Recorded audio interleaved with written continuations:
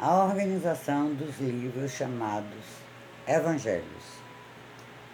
O material que os discípulos usaram para escrever os evangelhos foi organizado através de pesquisas e anotações detalhadas.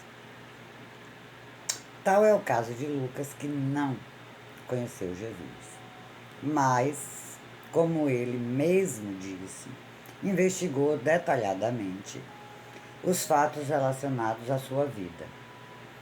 Algumas passagens talvez tenham sido escritas na época que Jesus andava com os discípulos.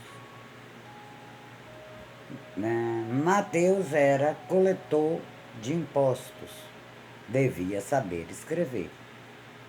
É provável que tenha anotado algumas parábolas no momento em que Jesus as proferiu e depois as juntou para escrever o seu evangelho.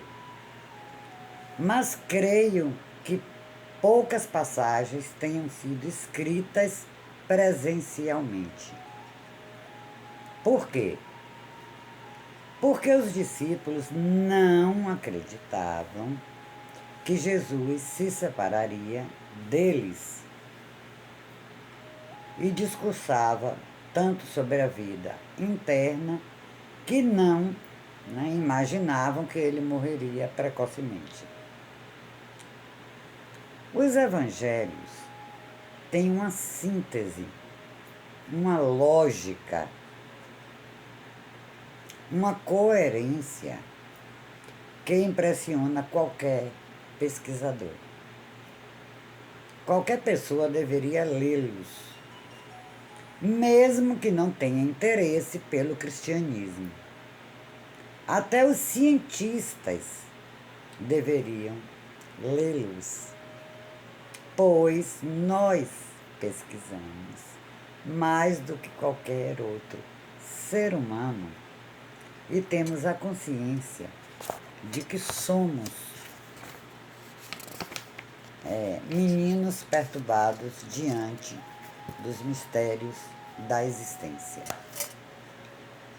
Ler esses livros abrirá janelas para a nossa mente, nos introduzirá num profundo processo reflexivo e, no mínimo, nos fará crescer em sabedoria. Muitos creem que os evangelhos foram escritos sob inspiração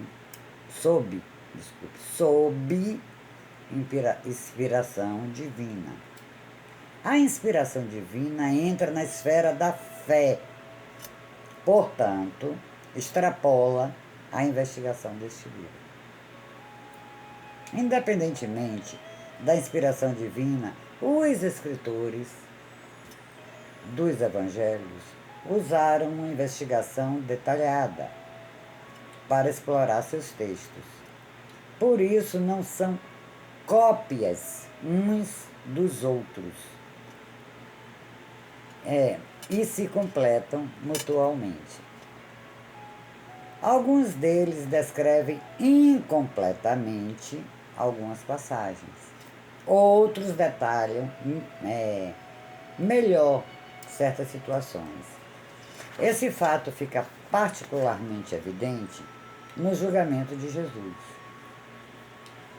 Somente Lucas relata que Jesus passou pelas mãos de Herodes Antipas, o filho de Herodes o Grande, rei que queria matá-lo quando ele tinha 2 anos. Entretanto, o registro mais detalhado sobre o julgamento de Jesus na casa de Caifás, o sumo sacerdote, não está em Lucas, mas no Evangelho de Mateus. Por outro lado, Mateus não traz explicações detalhadas sobre o que aconteceu com Jesus diante de Pilatos. Ele encerra essa passagem dizendo que ele foi açoitado por Pilatos, em seguida condenado e imediatamente tomou a cruz em direção a Gólgota. Todavia, ocorreram fatos importantíssimos depois dos açoites. Se lermos apenas Mateus, compreenderemos o julgamento feito pelo Sinédrio, composto pelos líderes da religião judaica. Mas ficaremos obscuros com respeito ao julgamento realizado pela política romana. Precisamos ler o livro de João para termos tal clareza. O Evangelho de João registrou determinados fatos e alguns diálogos entre Jesus e Pilatos, que não foram registrados por outros escritores. Por exemplo, vai além de Mateus e relata que depois dos açoites, Jesus passou por outros sofrimentos, foi coroado, com espinhos, zombado pela corte de soldados e ainda voltou a ter um diálogo particular com Pilatos. Muitos soldados que estavam presentes nestas cenas se tornaram discípulos de Jesus após sua morte. Alguns carrascos foram contagiados pelo amor.